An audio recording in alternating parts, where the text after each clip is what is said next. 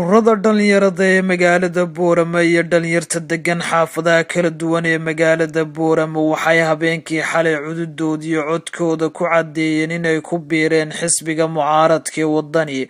munaasabad ballaaran oo lagu soo dhaweynayo waxaa ka soo qayb galay musharaxiinta xisbiga wadani iyo xubno kale oo kamid ah hoggaanka xisbigaasi.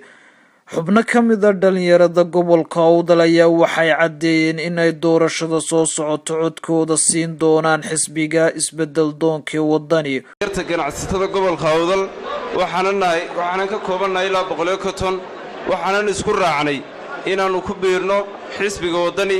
xisbiga kulmiye maanta gobolka Awdal 7 sano uu joogay waxa uu gaarsiiyay waa loo yahay waxa ugu dambeysay garoonkii kubadda cagta ee dhalinyaradu ku ciyaaraysay sanad iyo wuxuu xidhan yahay 4 bilood sabab uu xidhan yahay iyo cid xidhatay ma garanayno laakiin anu waxaan oran lahaa garoonka waxa loogu maqan yahay dilaal.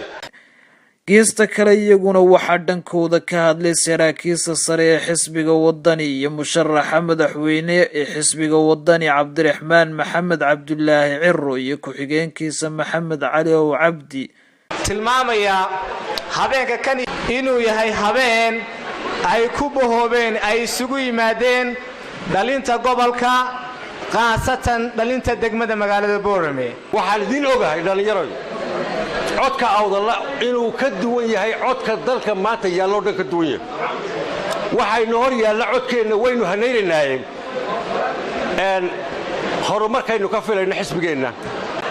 aad baan idin soo dhaweynaynaa xisbi ahaan dhalinyarada magaalada ma oran karo waa dhalinyaradii magaalada Boorama ku nooleed laakiin waa in ka mida oo masalasa dhalinyarada iyo ururada ku nool gobolka Awdal gaar ahaan magaalada Boorama. waa wax lagu farxo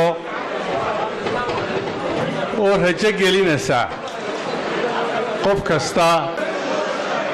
taasi waxay muujinaysaa in dhalinyaradu ay u diyaargarowday inay ka qayb qaadato isbeddelka Soomaaliland rabto inaad tihiin cududda ugu ballaaran ee aan ciidina shaki gelin karin Soomaaliland mustaqbalka idinkaas kale.